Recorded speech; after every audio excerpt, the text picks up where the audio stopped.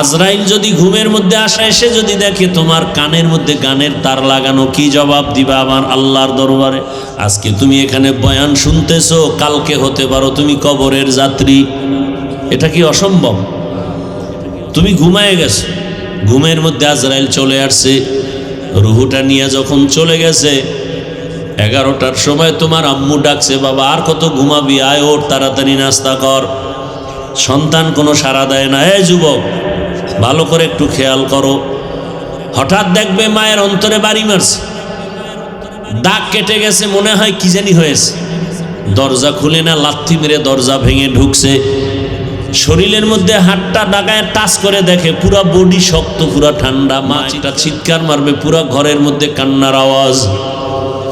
তোমার বাবা এসে টেলিফোন করবে, ইমাম সাহেব কোথাও যাবেন না, আমার ছেলেটা মারা গেছে, জানাজা দিয়া যাবেন। বাবাই কান্না করবে আর বলবে, একদল যাও তাড়াতাড়ি বাজার থেকে কাফন কিনিয়ে আনো, আর এক দলকে বলবে যাও বাঁশবাগানে কবর খনন করো। যুবক তো তাকায় দেখবা, মাওলায় যদি দেখায়, ও আল্লাহর বান্দা, তোমার আমার গায়ের গেঞ্জিটা পর্যন্ত দেখবা আপনজনেরা বেলেট দিয়া কাটতেছে। আমার হাতের ঘড়িটা আর একজনে দিয়া বলবে, ঘড়ি তো হাফিজুর রহমানের নাই, ঘড়ি আমার। আজকে তুমি বলো আমার মোবাইল, আমার মোবাইল, আর একজনে হাতে নিয়ে কালকে বলবে মোবাইল তো আমার, এটা আর কারো না। তোমার বন্ধুটা নাম্বার ডিলিট করে বলবে বন্ধু নাই, মোবাইলে নাম্বার রেখেও লাভ নাই। তোমার মাও কাঁদবে, বাবাও কাঁদবে, আমার আম্মু বলে যে ডাকটা দিত, ওই ডাক তো আর এখন আর দিবে না। মায়ের পাগলামি বড় কঠিন হয়ে যাবে।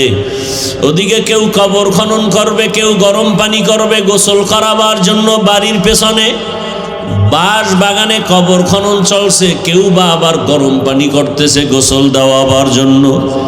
তোমারে আমার এবার বিছানার থেকে টেনে টেনে নামাইয়া গায়ের জামা কাপড় সব খুলিয়া, কিসের ঠান্ডার শীত, সবাই রাস্তার ঘর থেকে রাস্তায় নামায় রাখবে। এইবার গোসল দিয়া সাদা কাফনে প্যাকেট বানাইয়া যখন খাটে উঠাবে, কাদের মধ্যে নিয়ে এবার জানাজার প্যান্ডেলে নিবে। জানালা দিয়া মা ডাকবে, আমার বাবারে কোথায় নাও? বলে জানাজার প্যান্ডেলে নিয়ে কবরের দাফন করব। আমার বাবার জীবনের শেষবার একটু চেহারাটা দেখায় যাও, কাফনের মুষ্টিটা খুইলে একটু দেখাও। আমার বাবা আর জীবনে আমারে আম্মু বলে ডাক দিবে না। ও সন্তানেরা, ও যুবক বাবারা, পায়ে হাত রেখে বলি, জীবনে তো দাড়ি কম কাটো নাই, এবার তওবা করো, আর গুনাহ করবা না। আল্লাহকে মনে মনে বলো, হে মালিক, কখন মরণ হবে জানা নাই, তওবা করি, আর নামাজ ছাড়বো না, দাড়ি কাটবো না, বেপরদায় চলবো না। মা বাবার দোয়া, শিক্ষকের দোয়া, উলামায়ে কেরামের দোয়া নিয়ে নবীজির সুন্নত অনুযায়ী চলবো। ওই অন্ধকার কবরে দাফন যখন করে মাটি দিয়া সবাই চলে যাবে, এখন আর কেউ নাই। আরে তুমি একা চলো না, কত বন্ধু, কত কিছু টেলিফোন করো, বন্ধু আয় ঘুরতে যাব। এখন তোমার কবরে ডানে বামে উপরে নিচে মাটি, তুমি একা, কেউ নাই। দুইজন ফেরেশতা আসবে প্রশ্ন করার জন্য। যদি নামাজ ছাড়া কবরে যাও, দাড়ি ছাড়া যাও, আমার আল্লাহ কুদরতের আওয়াজ দিয়া বলবে, ফেরেশতাই বেঈমানকে ধর, কবরটা জাহান্নামের আগুনে ভরে ফেল। এই নাফরমানেরে আমি আল্লাহ কম নিয়ামত দেই নাই, আমি আল্লাহ কত নিয়ামত দিছি, কিন্তু আমার হুকুম মতো চলে নাই, আমার কোরআন অনুযায়ী চলে নাই, ইসলাম মানে নাই, বরং বিরোধিতা করেছে। আল্লাহ বলবেন, এখন ও কবরের মাটি, নাফরমান গুনাহগারের দুই দিক থেকে জোরে জোরে চাপ দাও। কবরের মাটি এমন জোরে চাপ দিবে, পাঁজরের হাড় চুরমার হয়ে যাবে। ও যুবক, একটা বেতের বাড়ি সইতে পারো না, মশার কামড় সইতে পারো না, কবরের মাটির চাপ কেমন করে সহ্য করবা? আল্লাহর কাছে তওবা করো, মরিয়া গেল আর গুনাহ করবা না, মা বাবারে কষ্ট দিবা না। আপনি গুনাহ যদি পুরা দুনিয়া ভৈরাও গুনার পাহাড় বানান, আমার আল্লাহর রহমতের চেয়েও বড়। খালি বলবেন, আল্লাহ আমাকে মাফ করে দেন।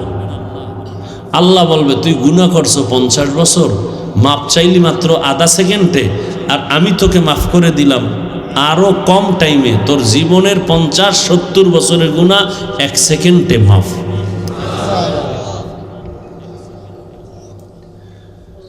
ইয়া আইয়ুহাল্লাযীনা আমানুত্তাকুল্লাহা ওয়াল তানজুর নাফসুম মা কদ্দামাত লিগাদিন ওয়াত্তাকুল্লাহ। দুনিয়ার পেছনে যারা ঘুরে এরা দুনিয়া লোভী। এই দুনিয়া লোভীরা দুইটা জিনিস চায়, দুই জিনিস চায়, মনে প্রাণে চায় কিন্তু পায় না। বউ সাইরা বাই সাইরা সব দুনিয়ার পেছনে ঘুরে, ক্ষমতার পেছনে, টাকার পেছনে, যৌবনের পেছনে দুইটা চায়। এক চায় শান্তি আর একটা চায় সম্মান। কিন্তু দুনিয়াদার শয়তানগুলো একটাও শান্তিতে নাই, সম্মানেও নাই।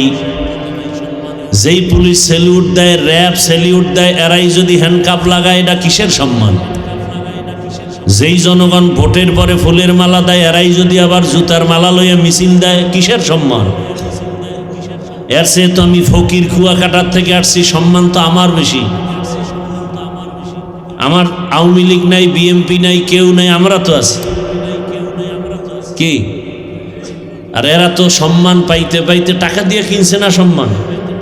টাকার মেয়াদ শেষ, সম্মানও শেষ। আর আমি তো ফকিরের ঘর থেকে আসছি, এমন জীবন কাটছে আমার, একটা লুঙ্গি পরছি 1-1.5 বছর 2 বছর পর্যন্ত। আর এখন এক লুঙ্গি একদিনের বেশি পরি না। এক জামা 150 টাকা কিনছি, মনে আছে? 150 টাকা কালারিং জামা। ওই জামাটা 2.5 বছর 3 বছর পরছি। লুঙ্গি ছিঁড়ে গেছে, 5 বার সেলাই করে করে পরছি। আর আল্লাহ এখন এই পরিমাণ বাদশাহী সম্মান দান করেছেন। আমার মা বাবার চোখের পানি আর আল্লাহ ওয়ালাদের নেক নজর। আলহামদুলিল্লাহ 300-400 সন্তান এখন মাদ্রাসায় খায় পড়ে। কত সম্মান!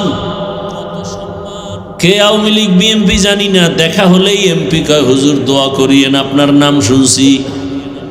বড় কোটিপতি ফ্যাক্টরির মালিক, দেখা হলে বলে হুজুর দোয়া করিয়েন, অনেক নাম শুনছি।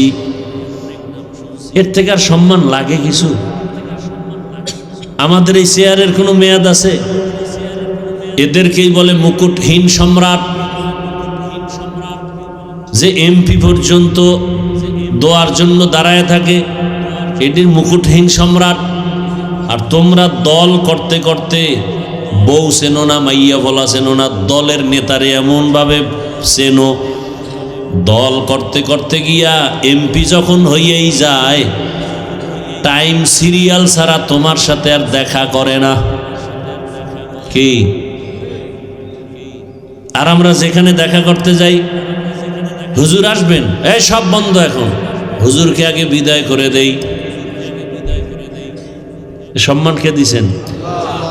আর তোমরা টাকা দিয়ে সম্মান কিনবা, টাকার মেয়াদ শেষ, সম্মান শেষ।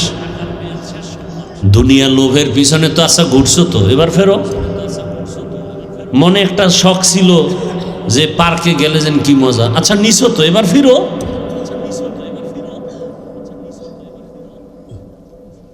জীবনে দাড়ি তো কম কাটো না, এবার ফিরো। দাড়ি কাটা ছাটা সব কবিরা গুনাহ, হারাম। একটা লাভও নাই। যদি কেউ দেখাইতে পারে দাড়ি কাটলে একটা লাভ, চেহারা ভালো হয়, আরো কিছু, আল্লাহর কসম আমি দাড়ি কেটে ফেলবো। আমার একটা লাভ যদি কেউ দেখাইতে পারে। বরং গুগলে মোবাইল তো চালাও, ভালো জিনিস দেখতে পারো না? আজকে বাসায় গিয়ে সার্চ দিবি, টাচ মোবাইল চালাইলে শরীরের কি কি ক্ষতি সব বের হয়ে আসবে। ওখানে তার আমি হুজুর নেই, সব চিকিৎসা বিজ্ঞানীরা কি থিম ওখানে বয়ান করছে, ওখানে সব লেখা। দাড়ি কাটলে ছাড়লে বিজ্ঞানীদের কি থিওরি, সাথে সাথে নগদ শাস্তি, যৌবন চলে যাবে, চোখের পাওয়ার চলে যাবে। গুগলে সার্চ দে, সারা জীবন খালি আকামি করলি, এটা মানুষের কাম এগুলো।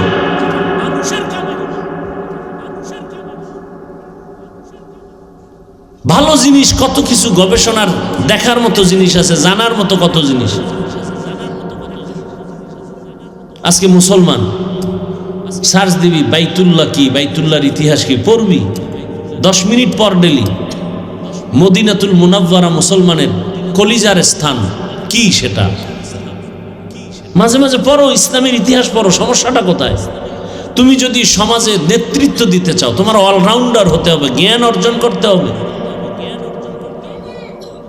আমি তো চাই তুমি আসো, নতুন করে ঘুরে দাঁড়াও। মোবাইলটা 5-7 বছরের জন্য পানিতে ফেলে দাও, জিদ করে দাঁড়ায় যাও যে না, আমি একটা আদর্শবান ডাক্তার হব। চরিত্র ঠিক রেখে দাঁড়াও, 3 জায়গার দোয়া নিয়ে দাঁড়ায় যাও। আমি আল্লাহকে সাক্ষী রেখে বলে গেলাম, তুমি গোটা দেশের মধ্যে মুকুটহীন সম্রাট হয়ে যাইবা।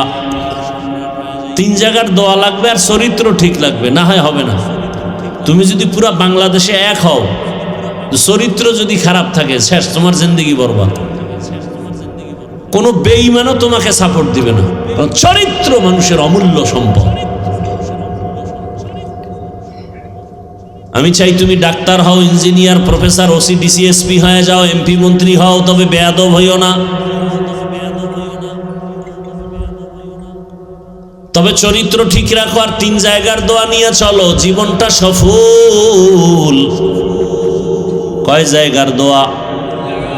1 নম্বরে মা বাবার দোয়া, 2 নম্বরে শিক্ষকের দোয়া, তৃতীয় হলো ওলামায়ে কেরামের দোয়া। লিখে রাখ, এই কথাগুলো মনে থাকবে না। এই 3 জায়গার দোয়া যদি নিয়ে ডাক্তারও হও, আল্লাহর কসম গোটা দুনিয়াতে তোমার সম্মান বেড়ে যাবে। আজকে 500 টাকার জন্য পাগল হইছ, আল্লাহ এই পরিমাণ টাকা দিবে, 2 হাত দিয়ে নিয়েও তো শেষ করতে পারবা না। হালাল আসবে, হালাল, হারাম না। তবে চরিত্র ঠিক লাগবে আর কি, 3 জায়গার শেষ ওলামায়ে কেরামের দোয়া। ওই যে বললাম, কলেজে গিয়া দেখো পাগড়িওয়ালা ছাত্র ঢাকা কলেজে পড়ে, মনে হয় যেন মসজিদের কোনো খতিব, অথচ আরবি ভালো করে পারে না। জিজ্ঞাসা করলাম, বাবা তোমার এই হালাত কেন? বলে, আমার আব্বু আম্মু অনেক আদর্শওয়ালা বানাইছে। আমার আব্বু আম্মু খানা দেয় আর বারবার আমাকে সবক দেয়, বাবা জীবনে যাই করো না করো, মিথ্যা বলবা না, কারো ক্ষতি করবা না। মা বাবার এটাই সবক, জীবনে কারো ক্ষতি করবা না, মিথ্যা কথা বলবা না, কারো হক নষ্ট করবা না, কারো চরিত্রের উপর আক্রমণ করবা না। শিক্ষক দোয়া করছে, লেখাপড়ায় 8 নাম্বার হয়ে গেছি, ওলামায়ে কেরাম দোয়া করছে। এ কারণে আমার মাথায় টুপি, দাড়ি, নামাজ পড়ি, 5 বড় জামা পরি, ক্লাস করি। আফসুস করা দরকার ওদের দিকে তাকায়। অথচ তোমারে পাও ধরে ধরে বলার পরেও তুমি নামাজ পড়তে চাও না। আজরাইল যদি ঘুমের মধ্যে আসে, নাকি আসবে না? ঘুমের মধ্যে যদি আল্লাহ পাঠায় দেয়, এসে যদি দেখে তোমার কানের মধ্যে গানের তার লাগানো, কি জবাব দিবা আমার আল্লাহর দরবারে? অনুরোধ করে বলি, যুবক বাবা, এখনো সময় আছে, তওবা করে নাও। জীবনে তো পার্কে পার্কে কম ঘুরলা না, এবার আল্লাহকে বইলা বইলা মনে মনে তওবা করো। মনেরে বুঝাও, হে মালিক, আমার মতো যুবক যদি স্কুলে কলেজে পড়ে, চাকরি করে, ব্যবসা করে, রাস্তায় গাড়ি চালায়, নামাজ পড়ে, আমি পারবো না কেন? নদীর মধ্যে কত মানুষ কাজ করে, নামাজ ছাড়ে না, আমি পারি না কেন? জমিনে কৃষি কাজ করে কত মানুষ, জেনারেল লাইনে থাকিয়া তারপরও নামাজ ছাড়ে না, আমি পারি না কেন? আমি তো জীবনে দাড়ি কম কাটলাম না, বেপরদায় কম দৌড়াইলাম না, মোবাইলে গুনাহ কম করলাম না, পার্কে কম দৌড়াইলাম না, কত নামাজ ছাড়লাম আর কত বাজে পথে চললাম। আজকে থেকে তৈরি হয়ে যাইতে চাই, আল্লাহ আর গুনাহ করব না, দাড়ি কাটবো না, বেপরদায় চলবো না, মা বাবার সাথে বেয়াদবি করব না। শিক্ষকের দোয়া নিয়ে, ওলামায়ে কেরামের দোয়া পরামর্শ নিয়ে নবীর আদর্শ মেনে চলবো। ও পর্দার আড়ালের মা বোনেরা, মাইকের আওয়াজ শুনতেছেন, আপনাদের মতো মা বোন এই এলাকায় কি নাই? নামাজ পড়ে, পর্দা করে? নাই? ভিন্ন লাইনের মা বোনদেরকে বলবো, আপনারা কেন মার্কেটে মার্কেটে ঘুরিয়া নিজেদের চরিত্র নষ্ট করেন? সন্তানের কি ভবিষ্যতের চিন্তা করেন না? এরে আব্বা জান, আম্মা জানেরা, আপনি যদি ভালো আদর্শ রেখে যেতে পারেন, সন্তানটা এক সময় গর্ব করবে আর দোয়া করবে, আমার আব্বু আম্মু কতই যে ভালো ছিল, আমার আব্বু আম্মু কখনো ঝগড়া করে নাই, গালাগালি করে নাই, মোবাইলে বেগানার চেহারা দেখে নাই, নাটক দেখে নাই, রাত্রেবেলা গান শুনে নাই, আজান হলে আমার আম্মু নামাজে দাঁড়ায় যেত, আমার আব্বু যেন মায়ের সহযোগিতা করত, কোনোদিন মায়ের উপরে জুলুম করে নাই, আমার আম্মু আমার বাবার খেদমত করত, কখনো বাবার চোখের দিকে তাকায় বাজে কথা বলে নাই, মোবাইলে অযথা সময় নষ্ট করে নাই। সন্তান এগুলো দেখবে, বলবে আর দোয়া করবে, আমার আব্বু আম্মুরকে তুমি মাফ করো। ও মা বাবারা ভালো করে শুনেন, আর যদি আপনি চরিত্র নষ্ট করে কবরে যান, সন্তানরা এক সময় ধিক্কার দিয়া বলবে, আমি কেমনে ভালো হব, আমার মা বাবা তো বড় খারাপ ছিল, আমার মা বাবার ভেতরে কোনো মোহাব্বত ছিল না, ভালোবাসা ছিল না, ঝগড়া গালাগালি, আমার মা বাবায় মোবাইল নিয়ে ব্যস্ত, নাটক গান নিয়ে ব্যস্ত, নামাজ নাই, রোজা নাই, আমার মা বাবার চরিত্র এত খারাপ, আমি কেন ভালো হব, আমার তো রাস্তা নাই, আমার আব্বু আম্মুর এই খারাপ অবস্থা দেখে আমিও ভালো লাইনে যেতে পারি নাই, আমার মা বাবা নামাজ নাই, রোজা নাই, আমার ওই লাইনে নেয় নাই। আব্বা আম্মা যারা আছেন এখনো সময় আছে তওবা করার, ভালো একটা সন্তান রেখে যান, ডাক্তার হবে, কোরআন তেলাওয়াত করবে, নামাজ পড়বে, রুগীও দেখবে, আবার মা বাবার জন্য কলিজা ভরে দোয়া করবে, এখনো সময় আছে, আল্লাহর কাছে তওবা করেন। দুনিয়া কিছুই না, যখন মরণ হয়ে যাবে। ও যুবকেরা, কত মানুষ তাকায় দেখো, গাড়ির নিচে লাশ হয়ে আছে, পানির মধ্যে লাশ, ঘুমের বিছানায় লাশ। আজকে তুমি এখানে বয়ান শুনতেছো, কালকে হতে পারো তুমি কবরের যাত্রী। এটা কি অসম্ভব? তুমি ঘুমায় গেছো, ঘুমের মধ্যে আজরাইল চলে আসছে, রুহুটা নিয়ে যখন চলে গেছে, 11টার সময় তোমার আম্মু ডাকছে, বাবা আর কত ঘুমাবি, আয় ওঠ, তাড়াতাড়ি নাস্তা কর। সন্তান কোনো সাড়া দেয় না। এই যুবক, ভালো করে একটু খেয়াল করো, হঠাৎ দেখবে মায়ের অন্তরে বাড়ি মারছে, দাগ কেটে গেছে, মনে হয় কি জানি হয়েছে, দরজা খুলে না, লাথি মেরে দরজা ভেঙে ঢুকছে, শরীরের মধ্যে হাতটা ডাকায় টাচ করে দেখে পুরা বডি শক্ত, পুরা ঠান্ডা, মা চিৎকার দিছে নাই। যারা মরে ওকে শরীর কিন্তু সাথে সাথে বরফ হয়ে যায় এবং পুরা বডি শক্ত, টোটালটাই শক্ত, কাঠের চেয়েও শক্ত। মা চিৎকার দিয়া বলবে, তোর বাবারে ডাকবে, এ স্বামী আসো তাড়াতাড়ি, তোমার ছেলে নেই। মা একটা চিৎকার মারবে, পুরা ঘরের মধ্যে কান্নার আওয়াজ। তোমার বাবা এসে টেলিফোন করবে, ইমাম সাহেব কোথাও যাবেন না, আমার ছেলেটা মারা গেছে, জানাজা দিয়া যাবেন। বাবাই কান্না করবে আর বলবে, একদল যাও তাড়াতাড়ি বাজার থেকে কাফন কিনিয়ে আনো, আর এক দলকে বলবে যাও বাঁশবাগানে কবর খনন করো। যুবক তো তাকায় দেখবা, মাওলায় যদি দেখায়, ও আল্লাহর বান্দা, তোমার আমার গায়ের গেঞ্জিটা পর্যন্ত দেখবা আপনজনেরা বেলেট দিয়া কাটতেছে, আমার হাতের ঘড়িটা আর একজনে দিয়ে বলবে, ঘড়ি তো হাফিজুর রহমানের নয়, ঘড়ি আমার। আজকে তুমি বলো আমার মোবাইল, আমার মোবাইল, আর একজনে হাতে নিয়ে কালকে বলবে মোবাইল তো আমার, এটা আর কারো না। তোমার বন্ধুটা নাম্বার ডিলিট করে বলবে বন্ধু নাই, মোবাইলে নাম্বার রেখেও লাভ নাই। তোমার মাও কাঁদবে, বাবাও কাঁদবে, আমার আম্মু বলে যে ডাকটা দিত, ওই ডাক তো আর এখন আর দিবে না। মায়ের পাগলামি বড় কঠিন হয়ে যাবে। ওদিকে কেউ কবর খনন করবে, কেউ গরম পানি করবে গোসল করাবার জন্য, বাড়ির পেছনে বাঁশ বাগানে কবর খনন চলছে, কেউ বা আবার গরম পানি করতেছে গোসল দেওয়াবার জন্য। তোমারে আমার এবার বিছানার থেকে টেনে টেনে নামাইয়া, গায়ের জামা কাপড় সব খুলিয়া, কিসের ঠান্ডার শীত, সবাই রাস্তার ঘর থেকে রাস্তায় নামায় রাখবে। এইবার গোসল দিয়া সাদা কাফনে প্যাকেট বানাইয়া যখন খাটে উঠাবে, কাঁধের মধ্যে নিয়ে এবার জানাজার প্যান্ডেলে নিবে। জানালা দিয়া মা ডাকবে, আমার বাবারে কোথায় নাও? বলে জানাজার প্যান্ডেলে নিয়ে কবরের দাফন করব। আমার বাবার জীবনের শেষবারে একটু চেহারাটা দেখায় যাও, কাফনের মুষ্টিটা খুইলে একটু দেখাও। আমার বাবা আর জীবনে আমারে আম্মু বলে ডাক দিবে না। ও সন্তানেরা, ও যুবক বাবারা, পায়ে হাত রেখে বলি, জীবনে তো দাড়ি কম কাটো নাই, এবার তওবা করো, আর গুনাহ করবা না। আল্লাহকে মনে মনে বলো, হে মালিক, কখন মরণ হবে জানা নাই, তওবা করি, আর নামাজ ছাড়বো না, দাড়ি কাটবো না, বেপরদায় চলবো না। মা বাবার দোয়া, শিক্ষকের দোয়া, উলামায়ে কেরামের দোয়া নিয়ে নবীজির সুন্নত অনুযায়ী চলবো।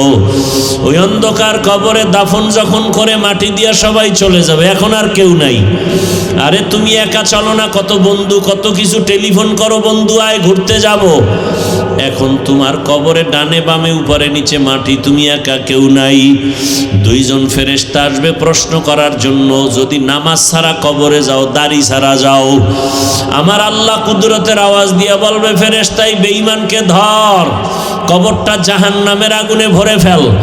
এই নাফরমানের আমি আল্লাহ কম নিয়ামত দেই নাই, আমি আল্লাহ কত নিয়ামত দিছি, কিন্তু আমার হুকুম মতো চলে নাই, আমার কোরআন অনুযায়ী চলে নাই, ইসলাম মানে নাই, বরং বিরোধিতা করেছে।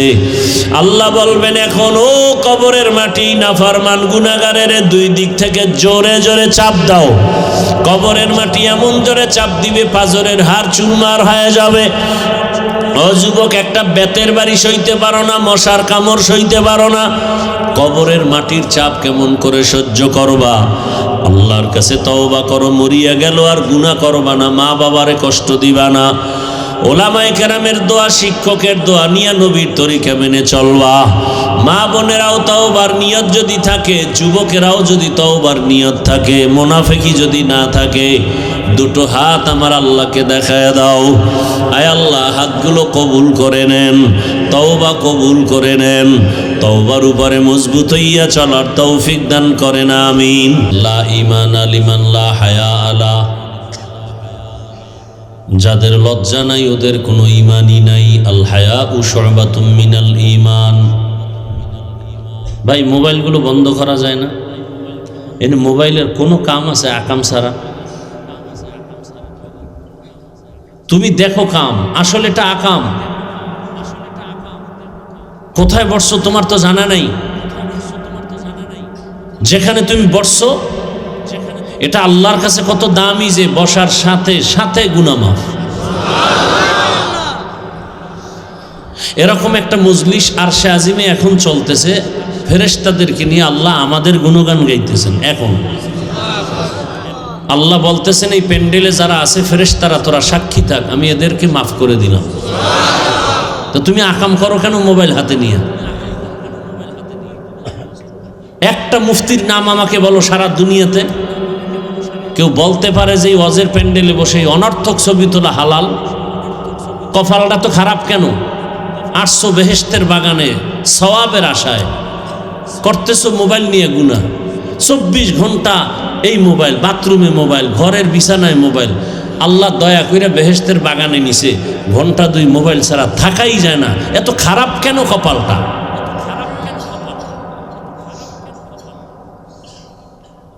এই কথাগুলো কে বলবে এই জাতিকে?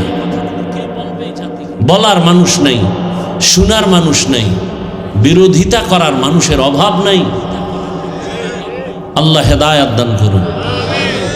আমি কাউকে আঘাত করতে আসি নাই, আমি বুকে লাগাতে আসছি। আমি উপকার করতে আসছি, কারো ক্ষতি করতে আসি নাই। আমি ভালো মানুষ হওয়ার জন্য কথা বলতেছি। আমি জান্নাতে যেতে চাই এবং আপনাদেরকেও জান্নাতে যাওয়ার পরামর্শ দিতে আসছি।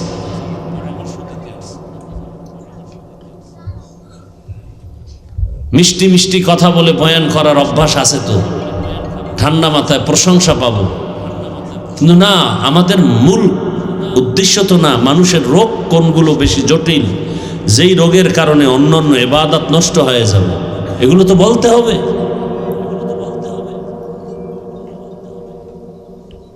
পৃথিবীতে মসজিদের থেকে আর সুন্দর দামি কোনো জায়গা আছে পবিত্র? যেখানে গেলে মানুষ বিড়ি থাকলেও বিড়ি ফেলে দেয়, টুপি না থাকলে টুপি মাথায় নেয়। এত সুন্দর একটা পবিত্র মসজিদের জায়গায় সুদখোর কেন কমিটিতে আসবে?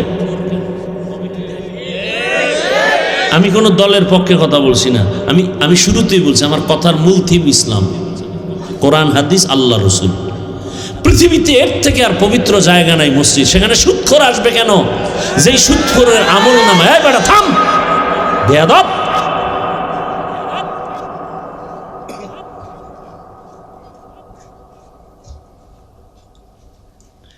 24টা ঘন্টার সেকেন্ডে সেকেন্ডে সেকেন্ডে সেকেন্ডে অল টাইম আমল নামায় কেমন গুনাহ? নিজের আপন মায়ের সাথে জিনার গুনাহ, জিনার গুনাহ। কত খারাপ কথা, বলতে লজ্জা লাগতেছে। যারা সুদের খাতায় নাম লেখাইছে, এখন নামাজ হবে না, রোজা হবে না, তেলাওয়াত হবে না, হজ করলে কবুল হবে না, দান করলে সওয়াব পাবে না, মোনাজাত দিলে কবুল হবে না। কত কঠিন কথা। আল্লাহ স্পষ্ট কোরআনে বলছেন, বেঈমান রেডি থাক, আমি আল্লাহ নিজে তোর সাথে যুদ্ধ করতে রেডি। সে মসজিদের মতো পবিত্র জায়গায় ঢুকলো কিভাবে? শুধু আপনাদের কারণে ঢুকছে। আপনারা যে ভোটের আগে টাকা খাবেন আর তাদেরকে সারসার করবেন,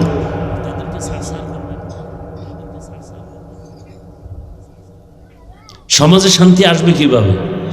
এত মিনিটে মিনিটে ভূমিকম্প হওয়া দরকার, মিনিটে মিনিটে ঠাডা পড়া দরকার, আগুনের বৃষ্টি দরকার। শুধু মুহাম্মদের উম্মত হওয়ার কারণে আল্লাহ এখনো আমগো একটু সেভ রাখছেন। শুধু মুহাম্মদের উম্মত হয়েছে এই কারণে, নাইলে বাংলাদেশ ধ্বংস করতে 1 সেকেন্ড লাগে না। খালি একটা ভূমিকম্প তো আল্লাহ দেখাই দিছে। কি পরিমাণ আতঙ্ক, কিসের বিল্ডিং, অট্টালিকা, কিচ্ছু না।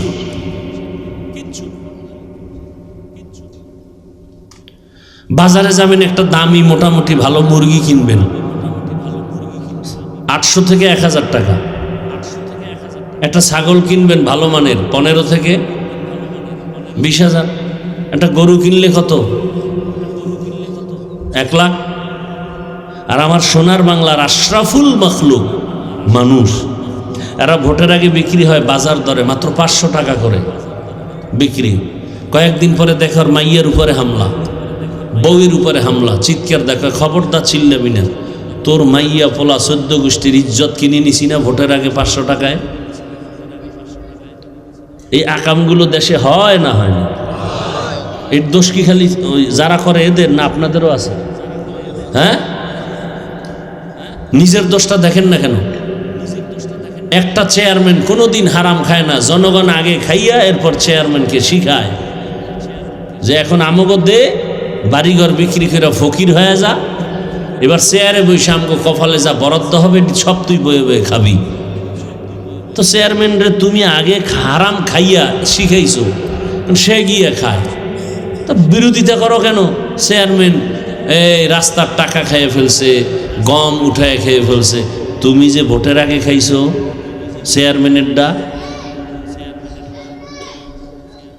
এই জাতিকে সোজা করা ইসলাম ছাড়া কোনোদিন সম্ভব না, সম্ভব না।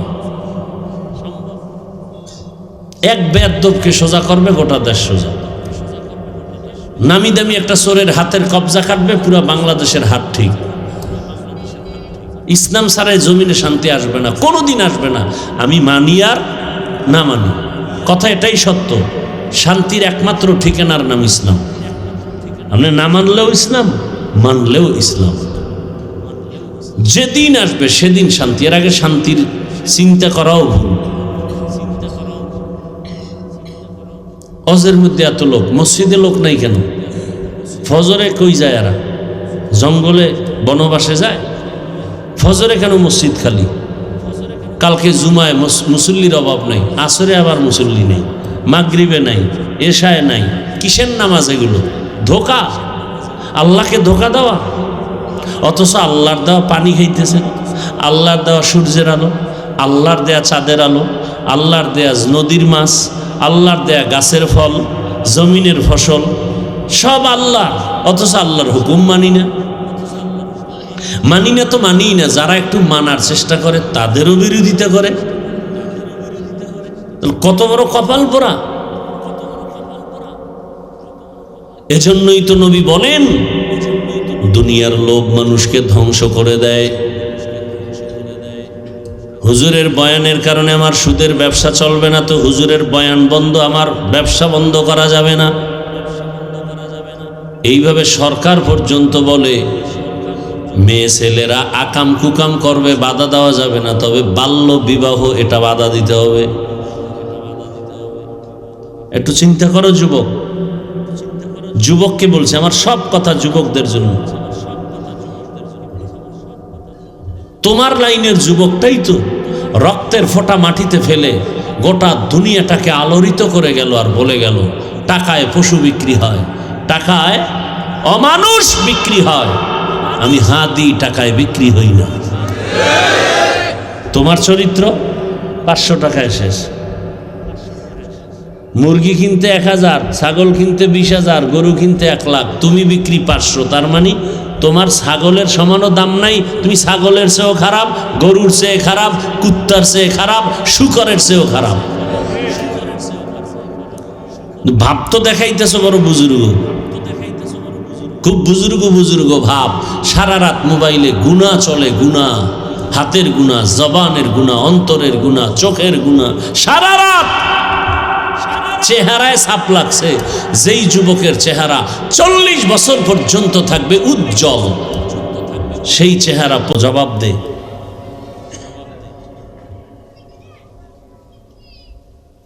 পৃথিবীর কোনো মেডিসিন ক্রিম দিয়ে এই চেহারার উজ্জ্বল করা যাবে না। রঈসুল মুফাসসিরিন আব্দুল্লাহ ইবনে আব্বাস রাদিয়াল্লাহু আনহু 1500 বছর আগে বলে গেছেন, মানুষ যদি গুনাহ করতে গিয়া সীমা লঙ্ঘন করে, নগদ শাস্তি 5টা। প্রথম শাস্তি, চেহারার নূর থাকবে না। দ্বিতীয় শাস্তি, ভাত খাবে কিন্তু ওই ভাত গিয়া শরীরে ক্রিয়া করবে না, বরকত থাকবে না, শুধু অসুস্থই হবে, অসুস্থই হবে। কি পরিমাণ গুনাহ করো মোবাইলের দ্বারা, কি পরিমাণ, কোনো সীমানা নাই। ঘরে ঘরে কি পরিমাণ সারা রাত অন্যায় চলে।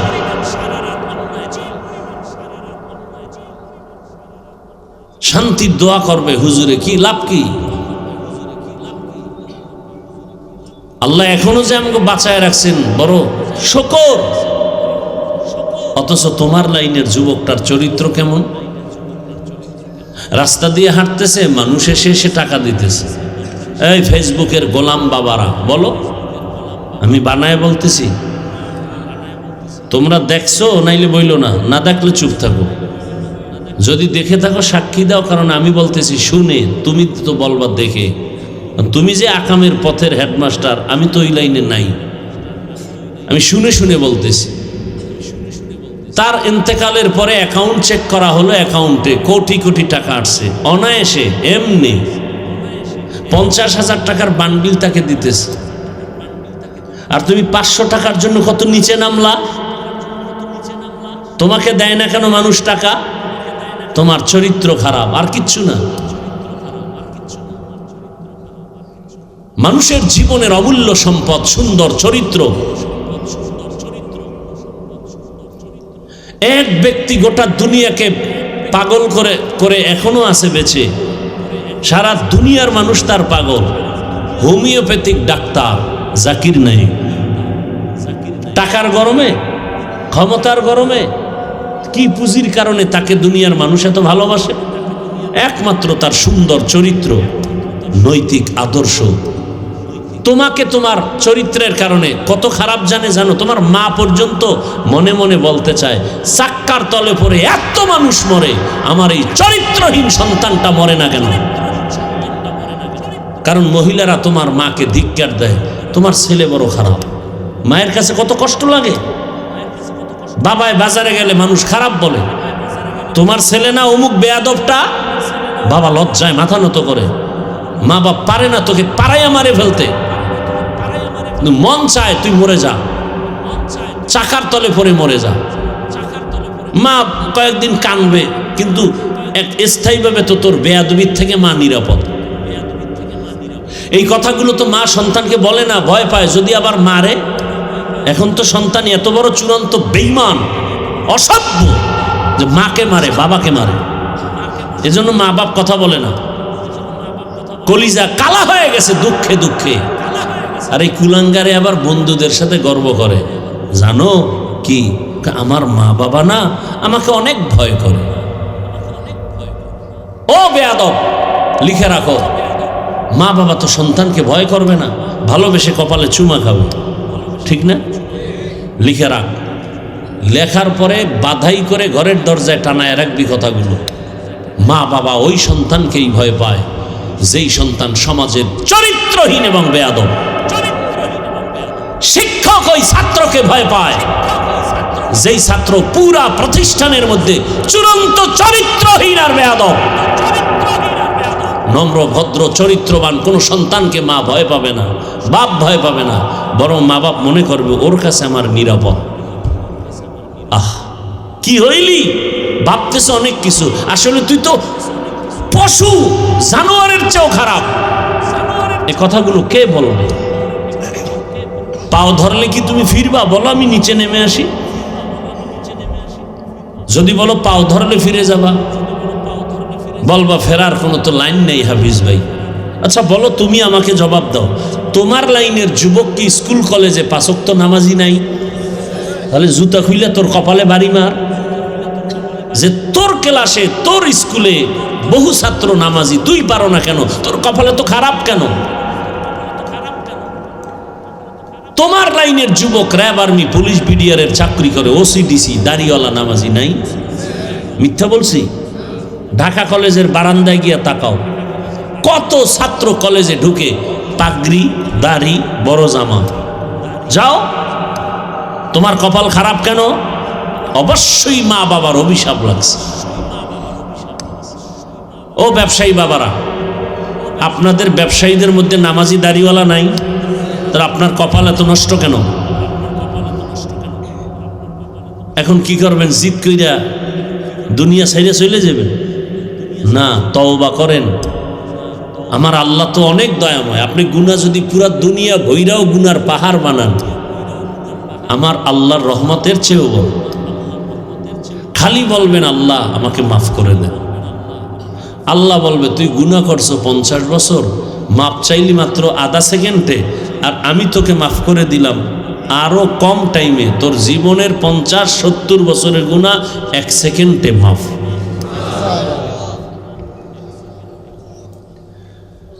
ইয়া আইয়ুহাল্লাযীনা আমানুত্তাকুল্লাহা ওয়াল তানজুর নাফসুম মা কদ্দামাত লিগাদিন ওয়াত্তাকুল্লাহ।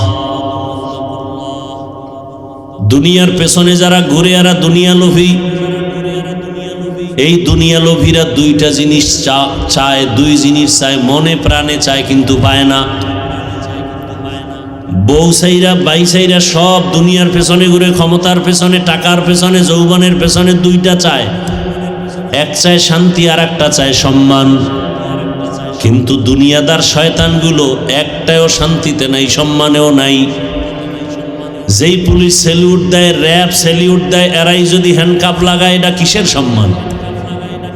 যেই জনগণ ভোটের পরে ফুলের মালা দেয়, এরাই যদি আবার জুতার মালা লইয়া মিছিল দেয়, কিসের সম্মান? এর চেয়ে তো আমি ফকির কুয়াকাটার থেকে আসছি, সম্মান তো আমার বেশি। আমার আওয়ামী লীগ নাই, বিএমপি নাই, কেউ নাই, আমরা তো আছি। কি? আর এরা তো সম্মান পাইতে পাইতে টাকা দিয়ে কিনছে না সম্মান। টাকার মেয়াদ শেষ, সম্মানও শেষ।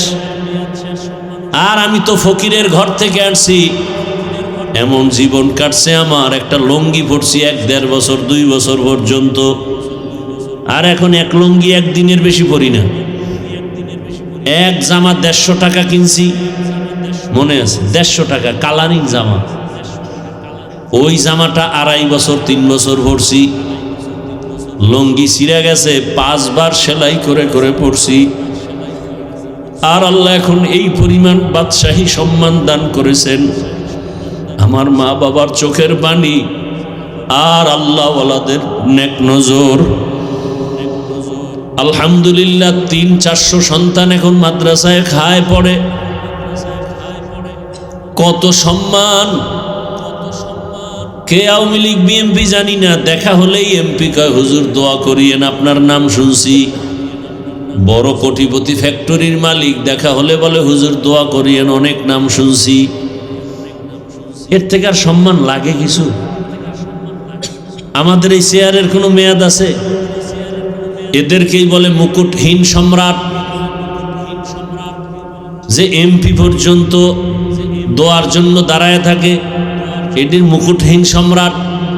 আর তোমরা দল করতে করতে বউ চেনো না, মাইয়া বলা চেনো না, দলের নেতারে এমন ভাবে চেনো দল করতে করতে গিয়া এমপি যখন হইয়াই যায়, টাইম সিরিয়াল ছাড়া তোমার সাথে আর দেখা করে না। কি আর আমরা যেখানে দেখা করতে যাই, হুজুর আসবেন, এই সব বন্ধ এখন, হুজুরকে আগে বিদায় করে দেই। সম্মান কে দিছেন? আর তোমরা টাকা দিয়ে সম্মান কিনবা, টাকার মেয়াদ শেষ, সম্মান শেষ। দুনিয়া লোভের পিছনে তো আচ্ছা ঘুরছো, তো এবার ফেরো। মনে একটা শখ ছিল যে পার্কে গেলে যেন কি মজা, আচ্ছা নিছো তো, এবার ফিরো।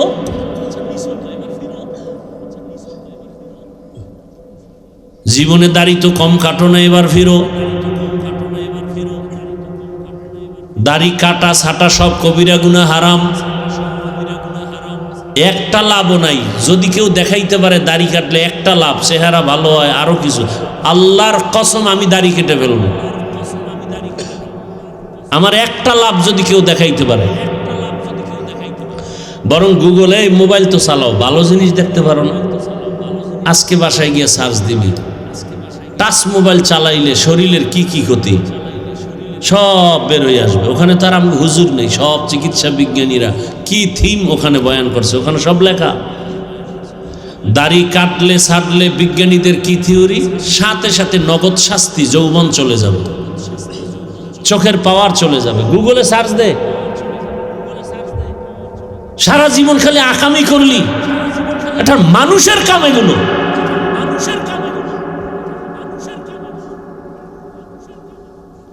ভালো জিনিস কত কিছু, গবেষণার দেখার মতো জিনিস আছে, জানার মতো কত জিনিস। আজকে মুসলমান সার্চ দিবি বাইতুল্লাহ কি, বাইতুল্লাহর ইতিহাস কি, পড়বি 10 মিনিট পর ডেলি। মদিনাতুল মুনাওয়ারা মুসলমানের কলিজার স্থান, কি সেটা মাঝে মাঝে পড়ো, ইসলামের ইতিহাস পড়ো। সমস্যাটা কোথায়? তুমি যদি সমাজে নেতৃত্ব দিতে চাও, তোমার অলরাউন্ডার হতে হবে, জ্ঞান অর্জন করতে হবে। আমি তো চাই তুমি আসো, নতুন করে ঘুরে দাঁড়াও। মোবাইলটা 5-7 বছরের জন্য পানিতে ফেলে দাও, জিদ করে দাঁড়ায় যাও যে না আমি একটা আদর্শমান ডাক্তার হব। চরিত্র ঠিক রেখে দাঁড়াও, 3 জায়গার দোয়া নিয়ে দাঁড়ায় যাও। আমি আল্লাহকে সাক্ষী রেখে বলে গেলাম, তুমি গোটা দেশের মধ্যে মুকুটহীন সম্রাট হয়ে যাইবা। 3 জায়গার দোয়া লাগবে আর চরিত্র ঠিক লাগবে, না হয় হবে না। তুমি যদি পুরা বাংলাদেশে এক হও, চরিত্র যদি খারাপ থাকে, শেষ, তোমার জিন্দেগি বরবাদ। কোনো বেঈমানও তোমাকে সাপোর্ট দিবে না, কারণ চরিত্র মানুষের অমূল্য সম্পদ। আমি চাই তুমি ডাক্তার হও, engineer, professor, OC, DC, SP হয়ে যাও, এমপি, মন্ত্রী হও, তবে বেয়াদব হইও না। তবে চরিত্র ঠিক রাখো আর 3 জায়গার দোয়া নিয়ে চলো, জীবনটা সফল। কয় জায়গার দোয়া? 1 নম্বরে মা বাবার দোয়া, 2 নম্বরে শিক্ষকের দোয়া, তৃতীয় হলো ওলামায়ে কেরামের দোয়া। লিখে রাখ, এই কথাগুলো মনে থাকবে না। এই 3 জায়গার দোয়া যদি নিয়ে ডাক্তারও হও, আল্লাহর কসম গোটা দুনিয়াতে তোমার সম্মান বেড়ে যাবে। আজকে 500 টাকার জন্য পাগল হইছ, আল্লাহ এই পরিমাণ টাকা দিবে, 2 হাত দিয়ে নিয়েও তো শেষ করতে পারবা না। হালাল আসবে, হালাল, হারাম না।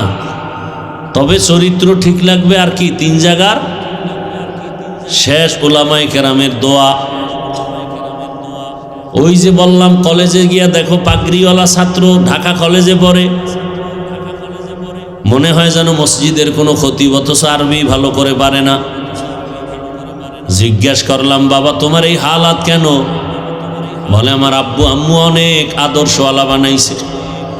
আমার আব্বু আম্মু খানা দেয় আর বারবার আমাকে সবক দেয়, বাবা জীবনে যাই করো না করো মিথ্যা বলবা না, কারো ক্ষতি করবা না। মা বাবার এটাই সবক, জীবনে কারো ক্ষতি করবা না, মিথ্যা কথা বলবা না, কারো হক নষ্ট করবা না, কারো চরিত্রের উপর আক্রমণ করবা না।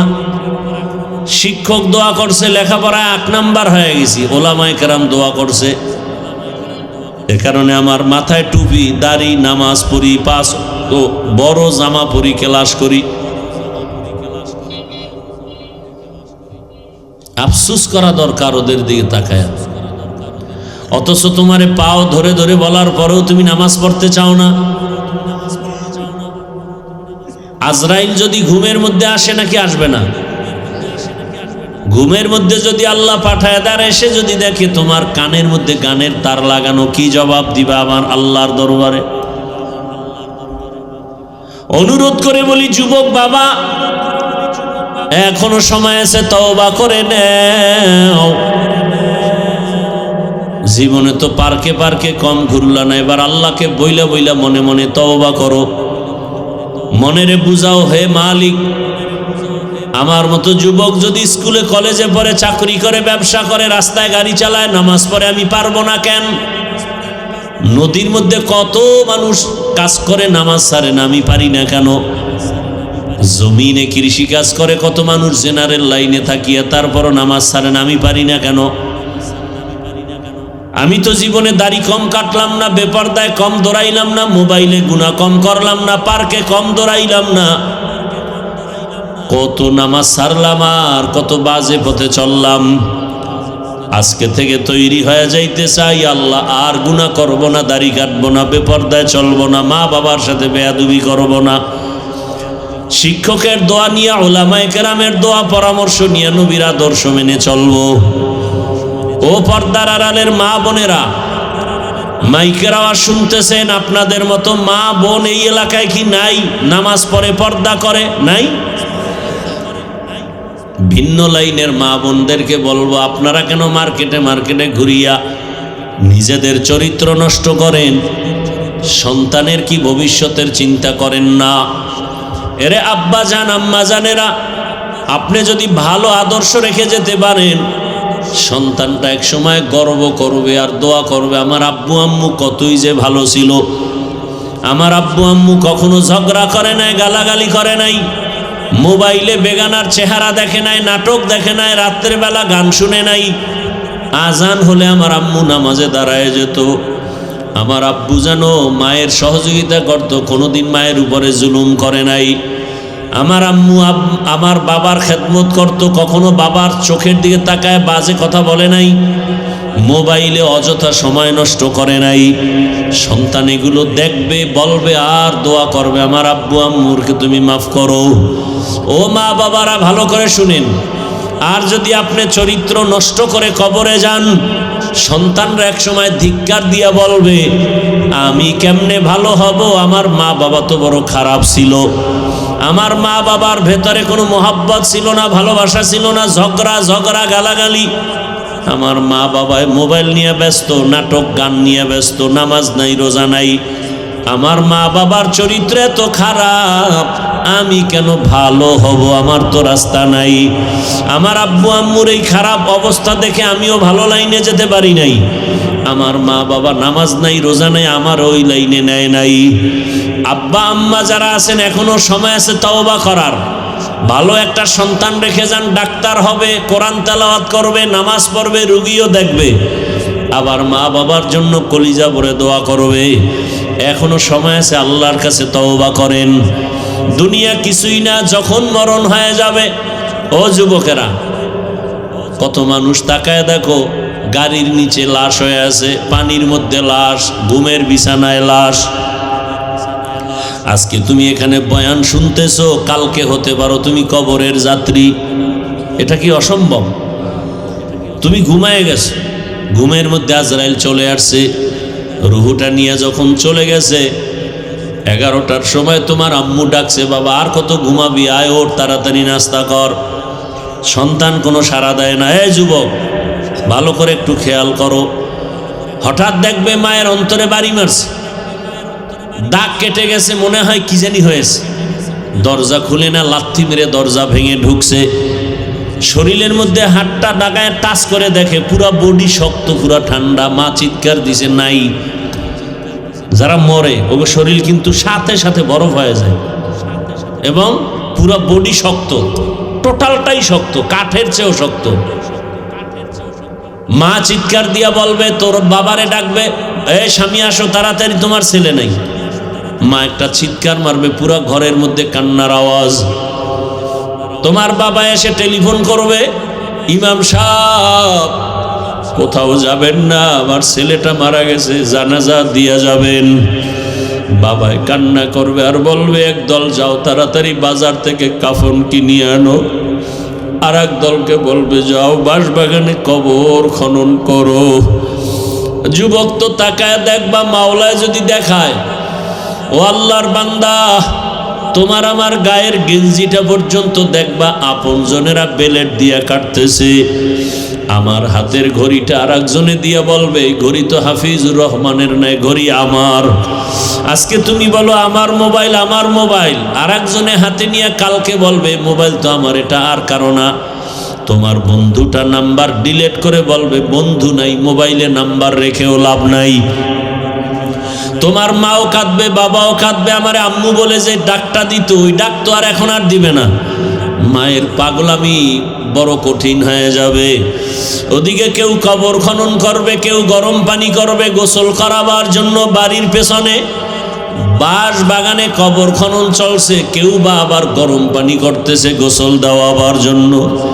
তোমারে আমার এবার বিছানার থেকে টেনে টেনে নামাইয়া, গায়ের জামা কাপড় সব খুলিয়া, কিসের ঠান্ডার শীত, সবাই রাস্তার ঘর থেকে রাস্তায় নামায় রাখবে। এইবার গোসল দিয়া সাদা কাফনে প্যাকেট বানাইয়া যখন খাটে উঠাবে, কাঁধের মধ্যে নিয়ে এবার জানাজার প্যান্ডেলে নিবে। জানালা দিয়া মা ডাকবে, আমার বাবারে কোথায় নাও? বলে জানাজার প্যান্ডেলে নিয়ে কবরের দাফন করব। কয় আমার বাবার জীবনের শেষবারে একটু চেহারাটা দেখায় যাও, কাফনের মুষ্টিটা খুইলে একটু দেখাও। আমার বাবার জীবনে আমারে আম্মু বলে ডাক দিবে না।